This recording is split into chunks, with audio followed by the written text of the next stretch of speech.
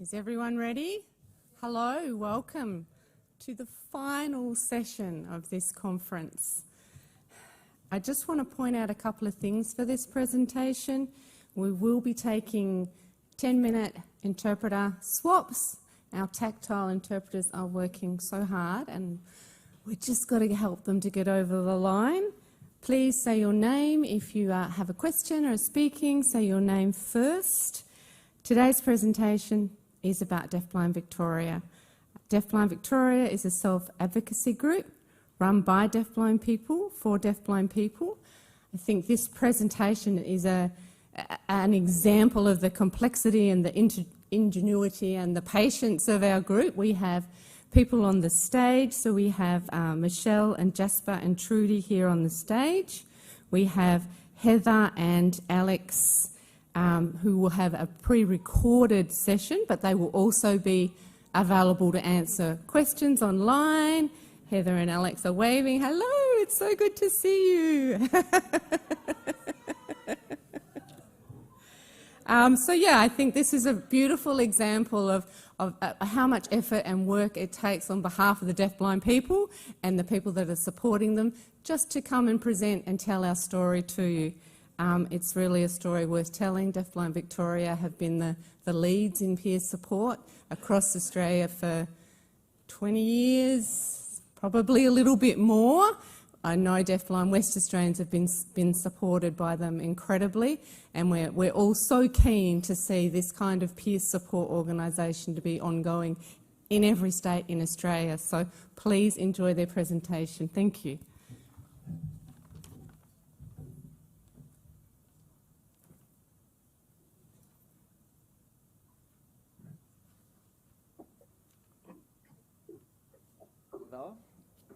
Apologies, I couldn't be there in Perth to present in person. I couldn't find comm guides and interpreters, and it's a real problem at the moment that needs to be fixed. So I'll start with a brief introduction of how Deafblind Victoria, or DBV, got started. The deafblind community had been facing a lot of barriers, and Able Australia put out a call in 2006 to see if anyone was interested in starting a group. 3 of us put our hands up, myself, Michelle Stevens and Trudy Ryle. We had to learn what advocacy means and take baby steps. It was a steep learning curve.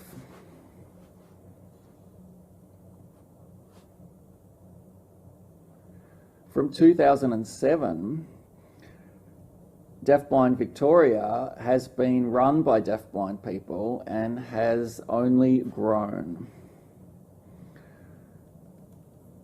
We got some funds from the Victorian state government for interpreters. This is funds for interpreters for many languages, including Auslan, and that really enabled DBV to get involved in a lot of things, do some advocacy, awareness raising, and make things happen. At DBV, my role is a finance and training officer. I organise workshops to government, to schools, a number of organisations. And other deafblind people come and present with me. It's really important, I believe, to show different experiences of deafblindness. This also gives DBV members an opportunity to build their skills and confidence, learning how to speak up and work in a team. And after presenting at workshops, they bring these skills into their local community to advocate for themselves and spread awareness further.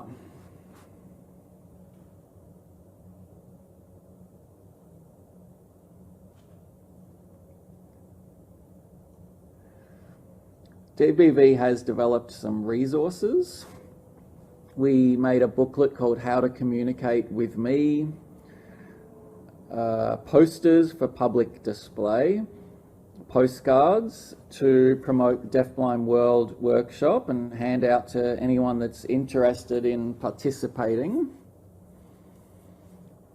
Quite recently, Melbourne Polytechnic, which is a TAFE that offers an Auslan program, asked DBV to make a video showing the right and wrong ways to guide a deaf-blind person.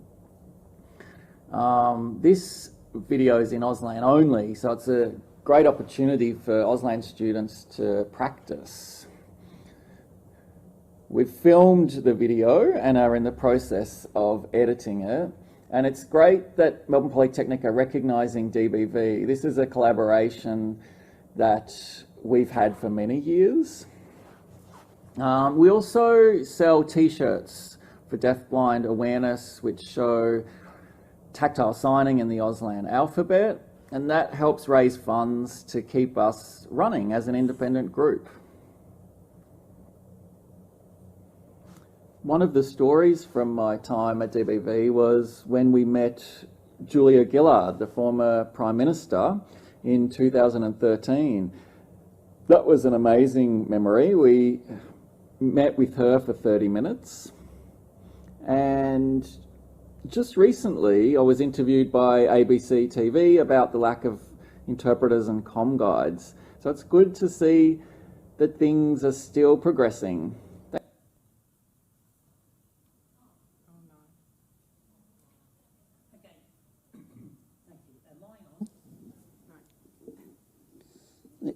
Okay, testing. Am I on?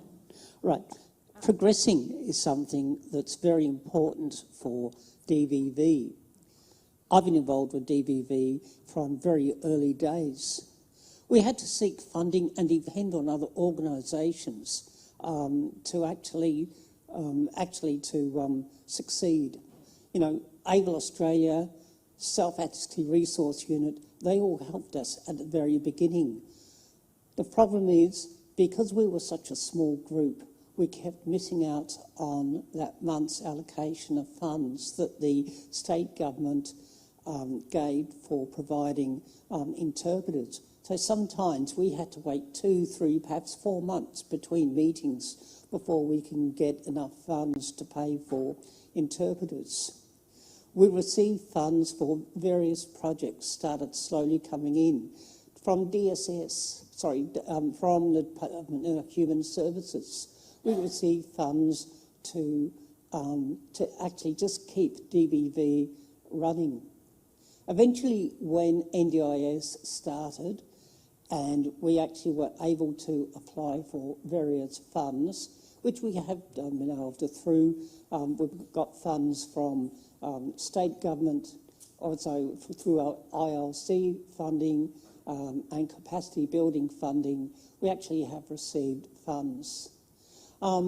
We actually got our first funding through help from the Self-Advocacy Resource Unit using one of their project workers who helped me to actually put together the first grant.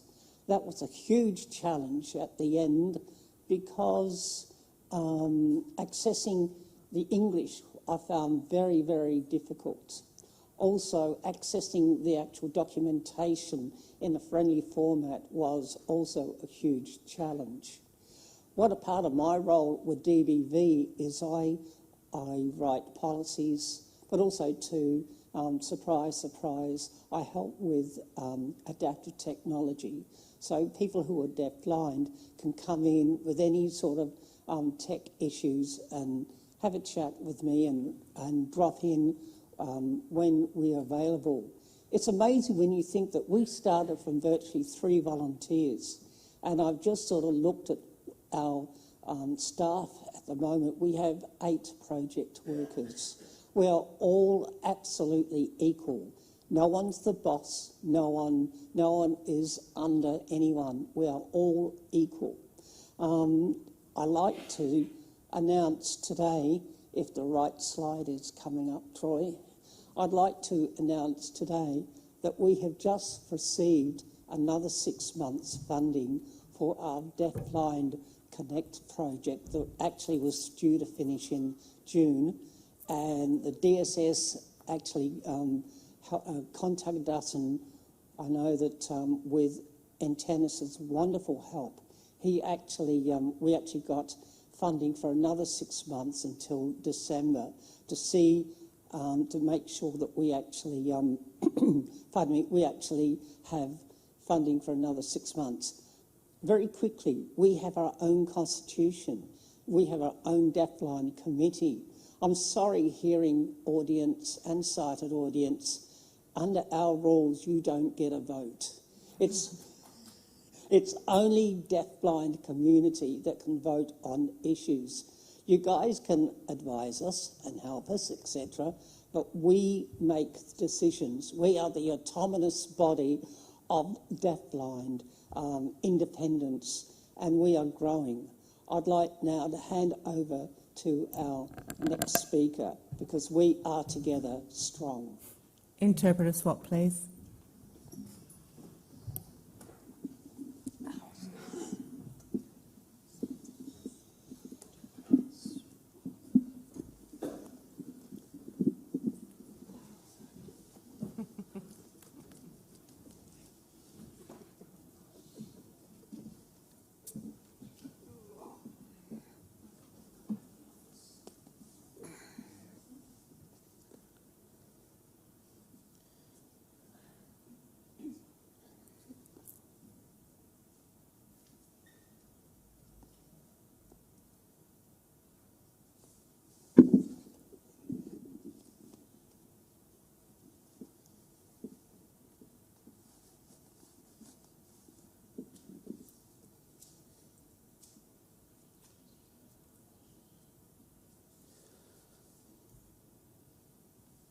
I've been fortunate to be working with DBV for a bit over a year now.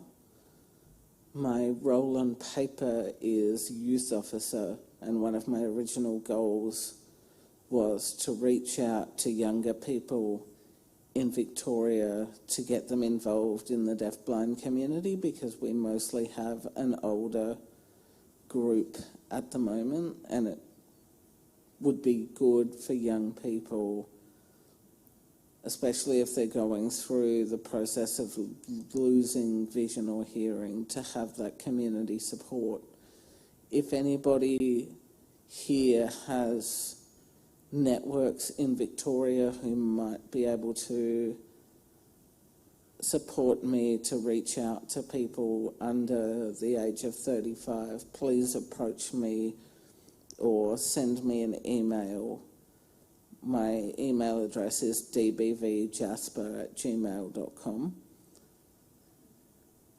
I have also taken on the role of memberships officer, and so I look after the membership database and deal with correspondence with members about upcoming events and up-to-date COVID information and any other information that needs to be sent out to members.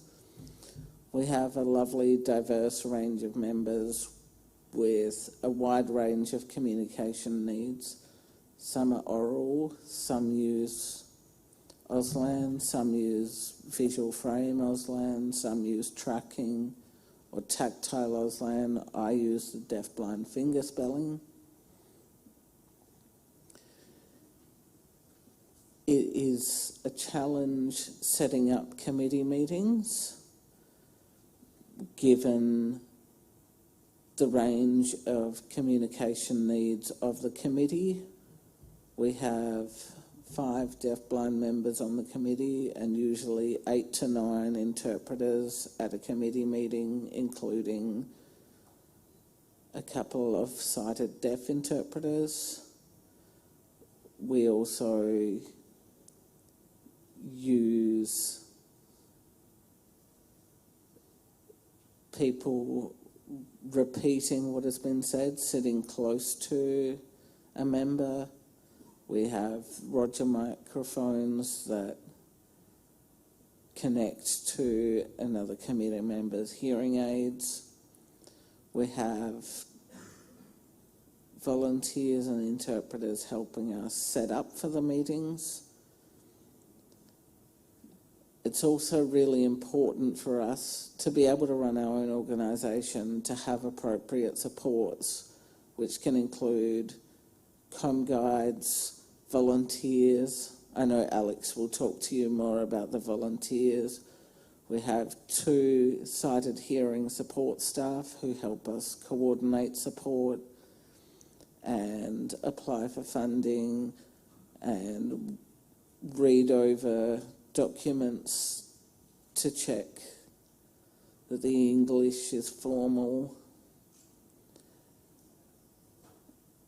and help us apply for funding, as well as doing other tasks that may require somebody's eyes and ears.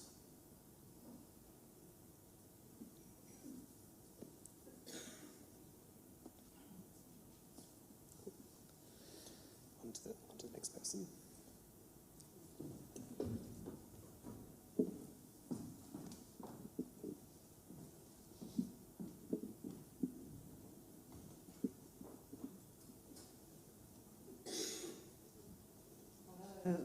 I am an event manager. I run events at DBV, Deafblind Victoria, once a month, a DBV cafe, once a month a art and craft group. About 15 deafblind people come and 15 others like interpreters, volunteers and com guides. These events are very important to deafblind people. They are very often socially isolated, and there isn't many opportunities outside for them to attend to. Craft has been a great way to bring people together so they can do something with their hands, or just sit and chat and make friends and have a cup of coffee. Some deafblind people are great at different crafts. We encourage peer mentoring. You know, there's always, the craft groups are always deafblind friendly. DB craft group started off when there was a big yarn bombing project last year in 2021. We got a grant from Deaf Children Australia called Thai Recreation Fund. That was so popular that, you know, they wanted us to continue once a month. Kathy Wise taught the group how to make mobile Easter eggs at Easter time and crocheting. Deborah Punito taught people how to make greeting cards. An art therapist came and volunteered her time and brought her knitting machine and made beanies, where the deafblind people made beanies in 15 minutes, and they were very happy to go home with a beanie. You know, the colourful beanies. Sometimes we go to art galleries or exhibitions and make a day of it, you know, going to a lunch somewhere like a cafe. A lot of deafblind people have poor mental health, especially during COVID time, and you know, there's a lot of barriers and isolation and lack of support. Mental health for deafblind people is very important to me, so I take that into consideration. Recently, I organised a deafblind mental health workshop and I applied for funding. Some of you may know Ben Suter, who was an interpreter, a Deaf Mental Health Fund, and we were successful in getting that fund. I was a facilitator, and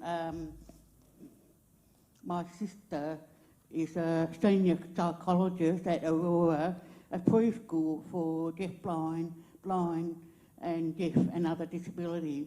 Jasper spoke about his mental health experience, and as a deafblind person with lack of support in the hospital systems, we got information from members about their understanding of what mental health is and helped us to know where to target support and advocate for members to get more support.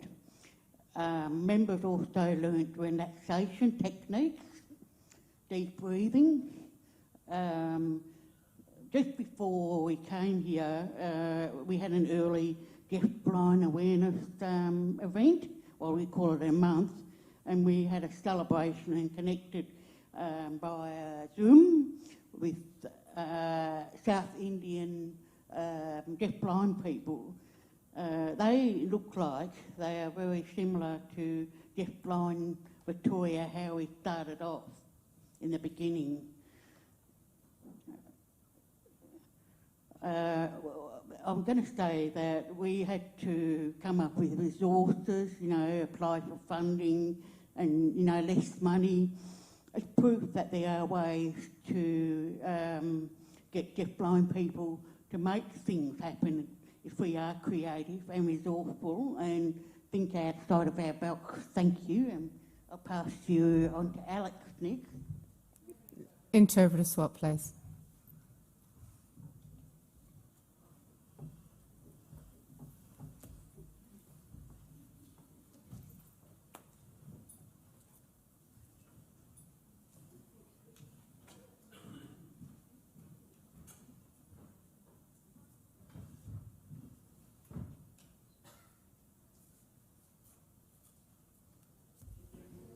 Hi, my name is Alex. My name sign is Star. Sorry, I don't sign, so I'll talk. I work as a volunteers coordinator as well as a recreational coordinator at Deafblind Victoria. I provide opportunity for Auslan students at Melbourne Polytechnic to come in a couple of times a month to support the deafblind staff here at Deafblind Victoria, as well as our Deafblind Victoria members. By volunteering here at Deafblind Victoria, Auslan students can work towards becoming a communication guide or interpreter. We also have deafblind people as volunteers. We've got up to 3 deafblind members who are now volunteering, and that makes my job a lot happier. Deafblind members have really embraced the volunteer program, and it has been a huge eye-opener to see the impact this program has considering the challenges some have faced this year with comm guide shortages. Aside from the volunteer program, I also run the recreational program, which we do a community participation, and this has really been a success so far this year, considering that over the years previous organisations have had this program, and I was able to come here to DVB to, I suppose, restore the program again. Before I started working here, I first became a Deafblind Victoria member about 3 or 4 years ago, and had really no knowledge at the time of what DVB was all about, and I have been approached by Heather over 12 months ago about looking at the potential of working here at DVB. So I jumped at the opportunity straight away, because this gaining employment for me for most of my life has always been difficult, and it was just something that I felt in my point in my life that I felt was really needed, and that I wanted to throw myself into the workplace. Which I also thought it was meaningful that Heather had asked me, because Heather was actually the first deafblind person I met when I was first introduced to Heather 18 years ago when I was going through the cycle of losing my sight at the time. So the past couple of months, I've actually been elected onto the Deafblind Victoria committee, and being able to sit on the committee in meetings for me has been really powerful, and on top of my work have just been enjoying the moment of going through the motion. With the right support, I personally believe that not just disability organisations, but any sectors across Australia who may have deafblind people applying for a job, I really personally strongly and highly recommend to think about the potential of employing deafblind people, because we can make a difference and we can liven up your workplace with the right support, right technology, and the right location. We can succeed.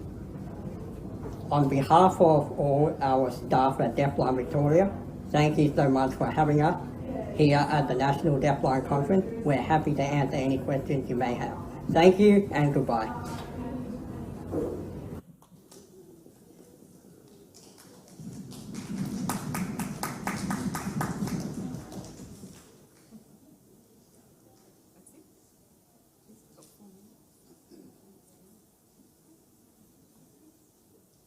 Any questions from Heather?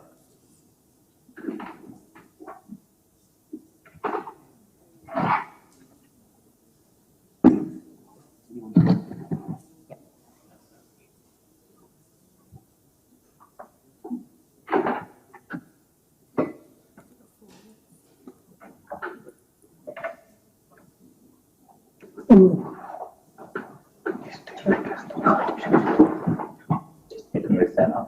we have any questions in the audience for DBV?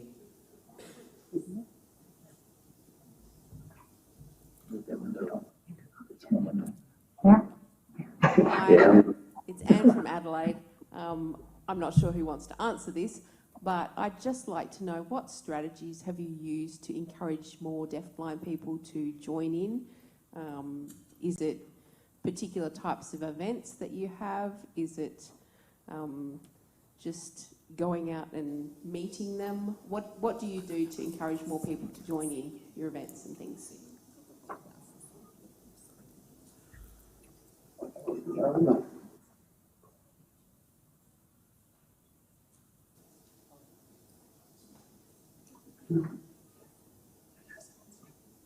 Heather speaking. I'm happy to answer that question if you'd like.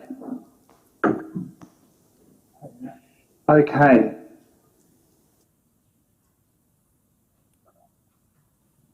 We send out flyers to all of our members through Facebook, email, or even if we know deafblind people, we can encourage them to participate in our group. And that's basically how we communicate with our members.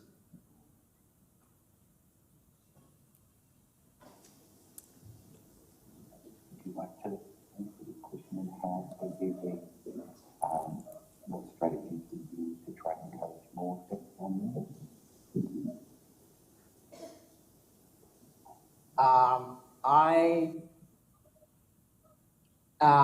I think that a little more word of mouth from all of us who attend our event. The more we talk about it, the more we promote it on social media, through emails, as Heather just said. That's how I believe we should try and get more deafblind people involved. Hopefully that answers the question. Hello, we've got a question from Hunter Valley. When are you guys coming to visit us in the Hunter Valley?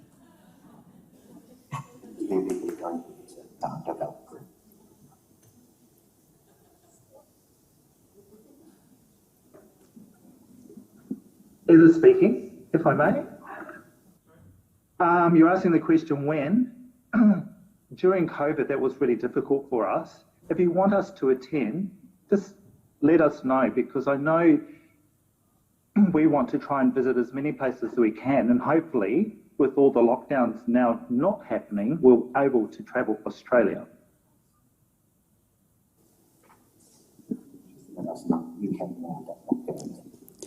Michelle speaking. I would like to maybe put a seed of thought for all of us to see whether there's some way we can organise for Hunter Valley, Deafblind Western Australia and DBV to get together and have a couple of days where we can share experiences, maybe help smaller groups like Adelaide. I was only talking today with Antenna, sort of saying it would be wonderful if we can try and encourage a deafblind movement in Tasmania. So I just sort of think it would be really, really fantastic that, Hunter, DBWA, DBV get together so that we can share more experiences.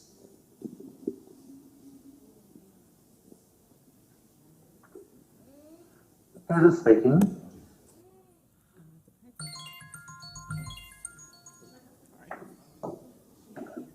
Can we have an interpreter swap, please? Welcome to attend Hunter Valley, WA. We also need to think about Queensland, South Australia as well, because we've heard that there's members that want to participate in a collaboration with us. So you're all welcome. From Lisa Chen.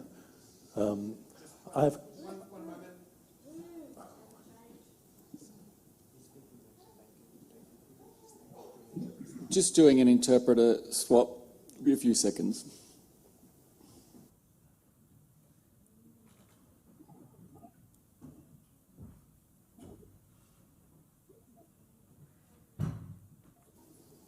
Okay, go ahead. Hello, my name's Lisa Chen, and I just have one question I would like to ask. If you could please clarify, when it comes to the deep breathing activities you do, I was just interested, who spoke about that? Could you please talk a little more about that deep breathing? Thank you. A question from Lisa about the deep breathing exercises we did. Something that's more information on that. Just passing a microphone to Trudy.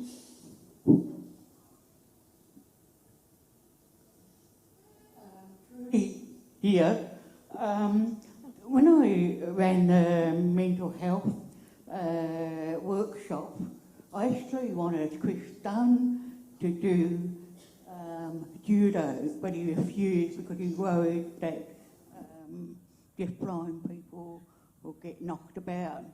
But Giles, he's an interpreter and a support worker for DBV.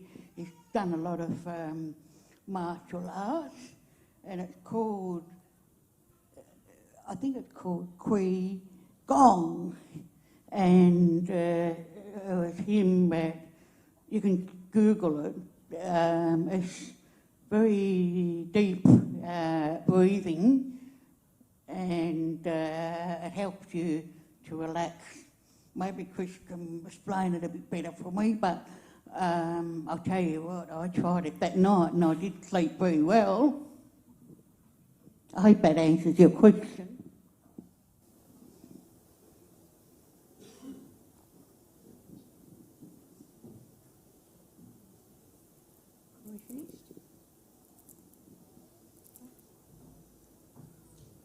Thank you, everybody. Thank you for that presentation.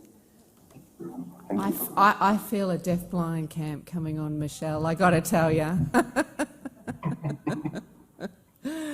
Always historically a way where we've come across the country and joined together in a wonderful celebration of everything deafblindness. So fingers crossed. I have a few small gifts just for the... question from Hunter Valley again. Sorry.